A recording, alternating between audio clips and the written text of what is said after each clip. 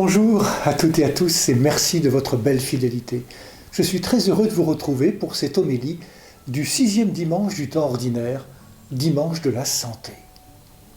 Avec Jésus, le chemin du bonheur n'est jamais abstrait. C'est un chemin incarné, éprouvé.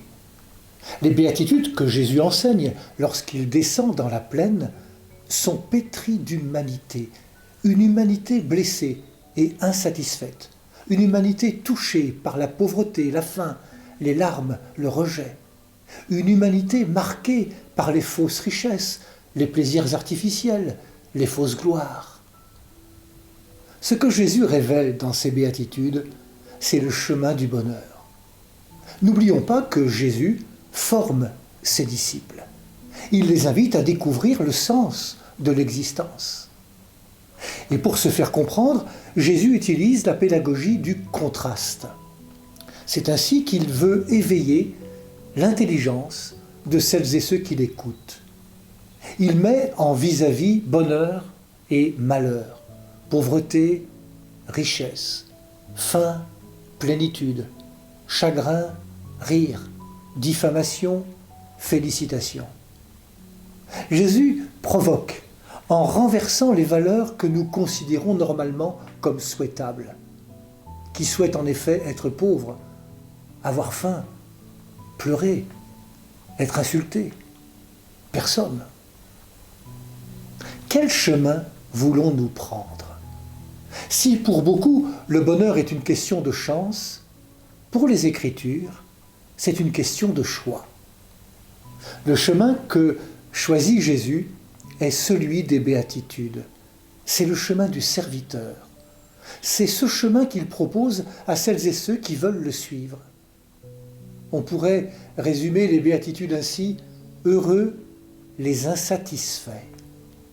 Il faut du vide dans notre vie. Mais attention, ce n'est pas le vide ou le manque en lui-même qui est intéressant, mais ce qu'il permette.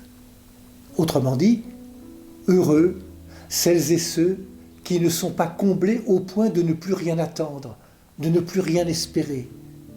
Heureux ceux qui ne prétendent pas connaître Dieu par cœur, acceptent de se laisser surprendre par les signes qu'il met dans leur vie.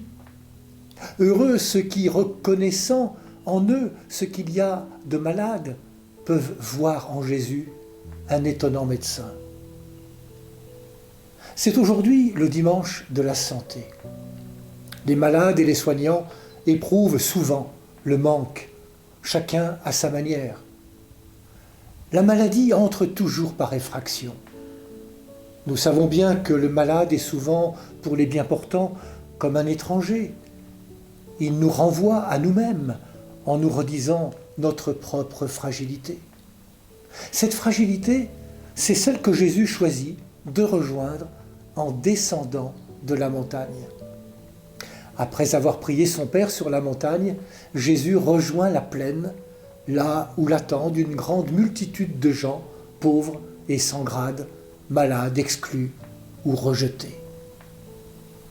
Et si avec eux, il ose le mot « heureux », c'est pour leur dire qu'il n'y a pas de fatalité et que Dieu est à leur côté. C'est pour leur dire qu'avec lui, le choix de la vie est encore possible. En s'approchant des fragiles, des pauvres, des malades, de toutes sortes, Jésus montre concrètement que ceux que nous jugeons malheureux sont à ses yeux heureux. Heureux non parce qu'ils sont pauvres ou malades, mais parce qu'ils sont aimés de Dieu, rejoints par lui. Si la maladie entre toujours par effraction, le Seigneur, lui, s'approche par compassion et miséricorde. Oui, le vrai chemin du bonheur s'éprouve dans une rencontre, une attention, une considération, jamais dans la marginalisation. Le bonheur est le fruit du don et non pas le résultat de nos efforts. Le vrai bonheur est un don, il est joie et pas seulement plaisir. Le plaisir vient des choses, la joie vient des personnes. Notre relation à Dieu est une relation de personne à personne, d'être vivant à être vivant. C'est pourquoi elle peut devenir source de joie.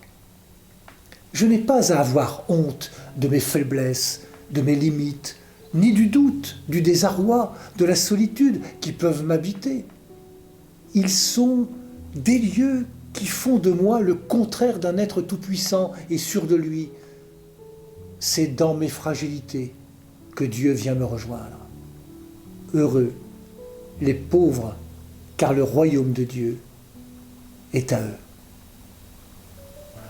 Bon dimanche à toutes et à tous, prenez bien soin de vous et des autres.